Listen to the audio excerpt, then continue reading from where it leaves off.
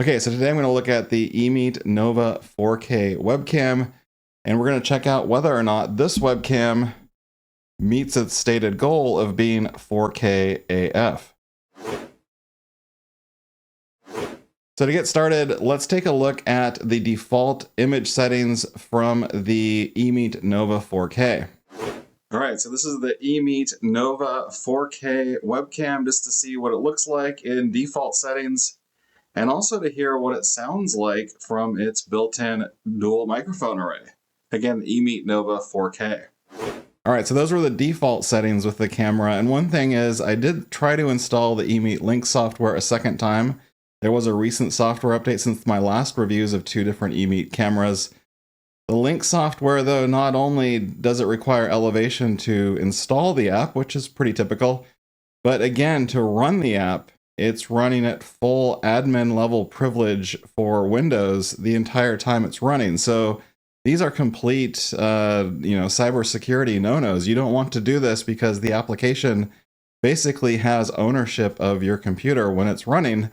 So I don't recommend installing the EMEET Link app. And the other thing is, it doesn't really expose any additional settings other than auto white balance, which you need to keep that turned on anyway.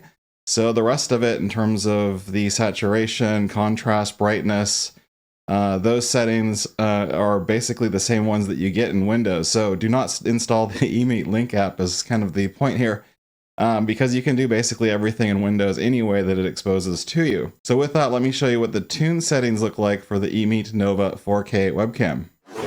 All right, so this is the EMEET NOVA 4K. This time I tried to tune the settings a little bit. I thought it was a bit bright, so I actually turned off my normal fill light, but just to go through the settings, I have the brightness at 23, so I took that down quite a bit. I also have the contrast at 80, so I brought that up. The sharpness I brought up as well, so that's around 65. And the saturation at 57, I think I brought that down a little bit because I think it was 62 before. But again, this is the EMEET NOVA 4K webcam filming at 4K and the default microphone with the tuned camera settings. There are no exposure settings, so you kind of have to leave it in its auto exposure and auto white balance, which I think is okay. But the flatness of the image, the high definition of the shadows, the number of stops is pretty low. I think the sensor is pretty small in this camera, but here's the best I could get it in terms of tuning. So in both cases, with the default and the tune settings, you can see the image was pretty bright, and there's no real way to adjust auto exposure. It has an auto white balance control in the EMEET Link app, which again, you shouldn't install.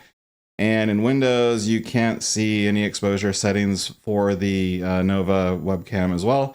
So basically what I had to do was really turn down brightness, turn up contrast, those types of things to get the image really where I wanted it, to where it looked decent. Now, the one thing with this kind of high exposure and the brightness of the image is that it probably will look pretty good in low light. So I actually tested that out here. So let's take a look at the camera's performance, the EMEET NOVA 4K in low light.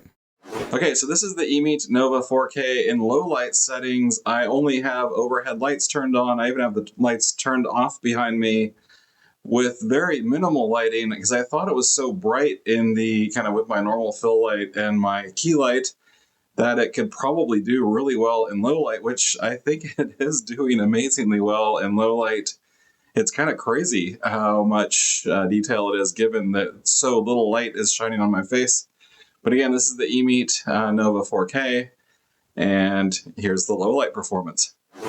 All right, so the low light performance was probably the highlight of the entire camera. I wasn't super impressed with the image. Yes, it is autofocus, but I don't think it's 4K AF like it claims, because there's a lot of graininess and kind of background noise that you'll see in the camera in pretty much every frame. And I've got the background pretty well lit these days. There were times, and there have been times, and I still do this, where I don't light the background up as much, but on purpose, I wanted to make sure that the camera had a good chance in terms of getting the background right without looking too grainy, and kind of focusing on the foreground, my face and my torso.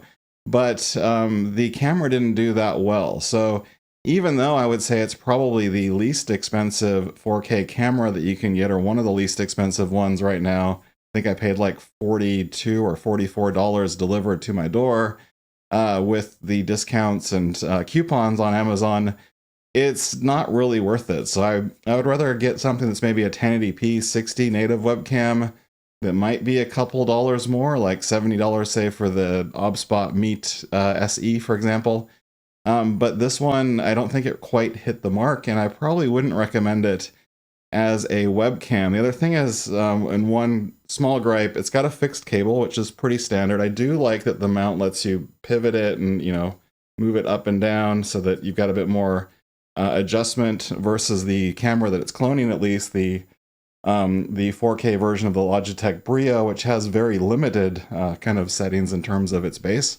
But I don't really like the fixed cable on the back, and it's actually pretty short. It's about 4 feet, so it's about not even the wingspan or the span of my arms. Usually cameras like this, especially 4K cameras that are kind of for low light and streaming, tend to work out, and they tend to be intended for mounting on the top of a monitor with maybe a computer that might be sitting on the floor or fairly far away. This one, in a lot of cases, probably won't reach your computer unless you use a USB-A extension with a female and male end on USB-A. So the cable itself is a bit short. The camera, I'd say the build quality doesn't feel too bad, you know, especially given that I paid, you know, just a little bit over $40 for it or something. So the EMEET NOVA 4K isn't quite as good as the camera that it seems to have a little bit of envy over in terms of its industrial design. Of course, it doesn't have things like Windows Hello in it as well. And the 4K isn't nearly as sharp as what you get from the Logitech BRIO 4K. That said, I would skip this camera for now, and just based on its performance. So let me know what you think in the comments below. Thanks for watching. Give me a like if this gave you value. Subscribe to my channel for more reviews like this. And of course, thank you so much for joining me today.